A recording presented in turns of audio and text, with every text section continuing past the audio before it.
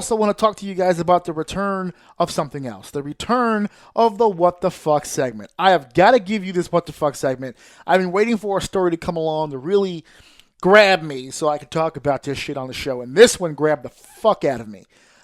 This one grabbed me by the fucking neck and just choked me, and not in an auto asphyxiation way, the kind of you killed my family and now I want you dead kind of way. Like, it really just fucking grabbed me.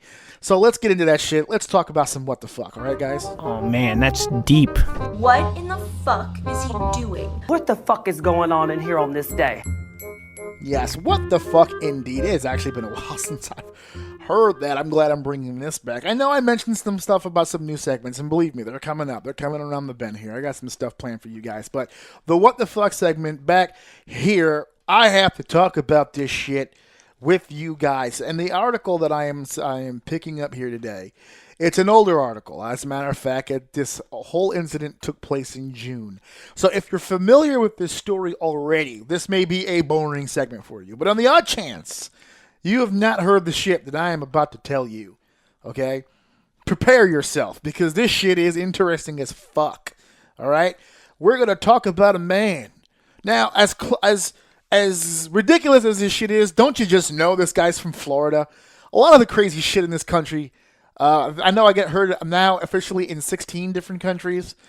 Thank you, Turkey, for jumping on board. I mentioned that last week. I know I'm heard in many, many countries here, but here in the States, all right, every country has that one area where you know the crazies live. Our crazies are all centered in Florida for some oddball reason. And I've gotten a chance to personally witness it a few times. I've been to Florida quite a bit, actually, in my lifetime.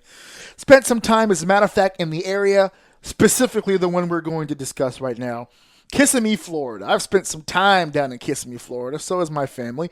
Love the area. There's a gentleman down there, okay? A gentleman down there we have to talk about. 50-year-old Jorge Porto Sierra. If you've heard that name before on the news or whatever the case may be, this is the guy. I'm going to just put it out here and then I'll get into specifics. I am referring to him as the barbecuer of death. He is, the barbecuer of pedophiles. Death is implied in the barbecuing. He is the barbecuer of pedophiles. A pedophile barbecuer, if you will, okay? This is an incident that took place back in June 9th, 2018. Jorge had a wild bug up his ass, and he decided he was going to take a little justice, okay, into his own fucking hands, and he was going to start doling out some real-life judgment on these fucking pedophiles out in Florida. I'll let the news give you a little bit more information, and then I'll get into specifics here. Check this shit out. Jorge Porto Sierra has been formally charged with 4 counts of attempted premeditated murder. Osceola County detectives say the 50-year-old confessed to deputies he tried to kill multiple people at the Friendly Village Inn on Erlo Bronson Memorial Highway. After his March 7th arrest, Porto Sierra said he arrived at the motel to, quote, barbecue all the child molesters on fire and kill them. WESH 2 confirms at least 2 of the 4 victims are convicted sexual offenders. Witnesses told deputies Porto Sierra made several threats, screaming, quote, I'm going to kill you, child molester, and began throwing gasoline on their front door. Porto Sierra even allegedly broke a hotel window to pour gas in. Witnesses say he was carrying a cigarette the entire time. Another couple said Porto Sierra rammed their car and poured gas on it. When asked by deputies why he did not carry out his threats, Porto Sierra said, quote, you got here too soon. God damn. God damn. Now look, there's a lot of different ways that this shit can be told. A lot of different ways this shit can go.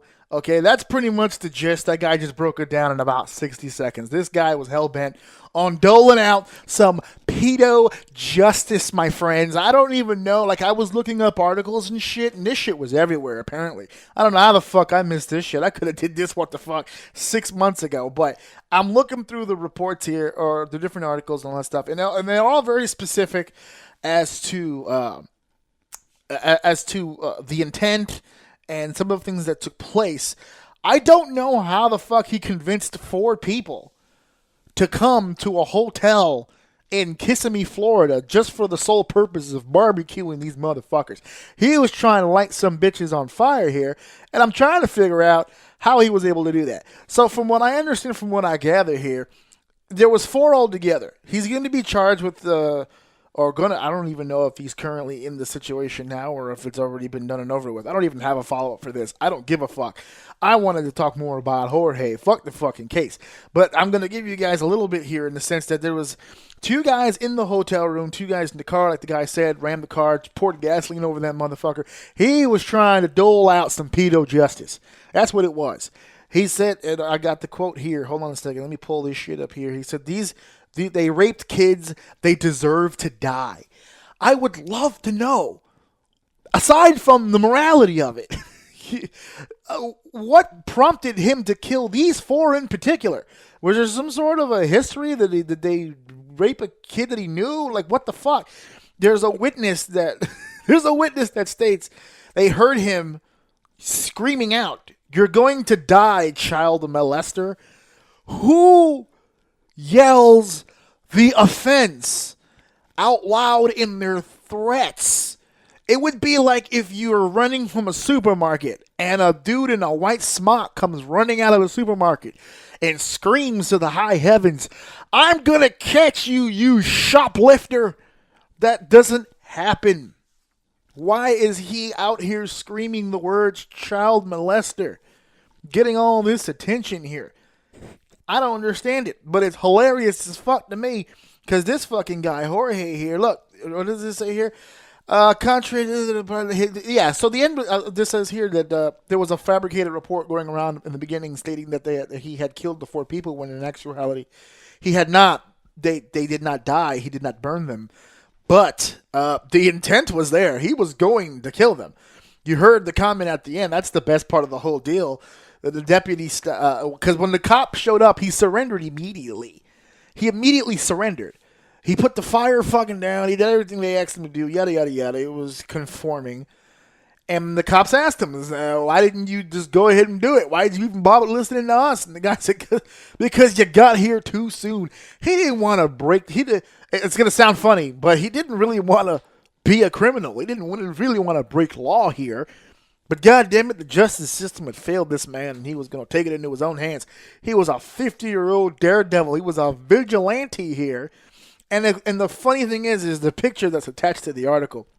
He's in the orange jumper with the white tee, but the guy has got these metallic blue lenses on his fucking glasses. First of all, his shape up is damn near top notch for a 50-year-old. Hairline's a little low for me. I'd like it a little higher if I had his skull, but those metallic blue shades are really kicking it for me. He looks sad because he's going to jail, but I think he feels vindication inside. He feels he was going to do the right thing. That's up to you guys. What do you guys think about that? You think he was doing the right thing? Do you value human life like that? Because I remember when I was doing armed guard training, they would tell you what the fucking they would tell you in the training that when you have your gun, that there are very strict rules to when you can and cannot use your gun. And they even gave examples of like if the perp is surrendering and is complying with your order, you cannot fire your weapon. If a guy goes into a train car, this is the exact example they gave me, by the way. A guy goes into a train car, murders 8 people, comes out of the train car, you're standing there with your gun drawn. If he comes out of that train car with the gun either pointed down or not pointed in a threatening manner and proceeds to comply with your order and touch the ground and all that stuff, you are not allowed to shoot him. Yes, he just killed 8 people, but you are not allowed to shoot him. That's law. There are certain protocols that go with using that gun. So that's how the law feels about it. That's how it interprets it. Even guilty men don't deserve to be killed. That's what the law states. But morality-wise, how do you guys feel about that? Do you guys think that? Because to me, this guy is a fucking hero with this shit. He's going after people that have done the most despicable acts of all time. Now, they're all, from what I understand here from these articles, they're convicted child molesters. These are not people that he just assumed had done some naughty things with kids. These guys have been seen in the court of law and convicted of either being inappropriate or having full-out intercourse with children. With children. And child molester to me indicates sexual interaction. I'm being modest with the whole inappropriate thing. But he felt that shit was enough. And he had enough. He was going to barbecue these motherfuckers. And I don't know. I don't know. I'm torn on that. Me personally, I'm torn on that. On the one hand, you don't want to see a guy go to jail for, his heart was in the right place. It's just his mind took it to a dark fucking place. He wasn't going to try to catch these guys. He wasn't going to let these motherfuckers try to do this shit again with other kids. You're not going to get a chance to relapse around Jorge. He will burn you the fuck. He will burn you the fuck up. He will put you out of your goddamn misery. Will Jorge Porto Sierra, which by the way is an awesome fucking name. I wish that was a wrestling name. Jorge Porto Sierra. That's nice.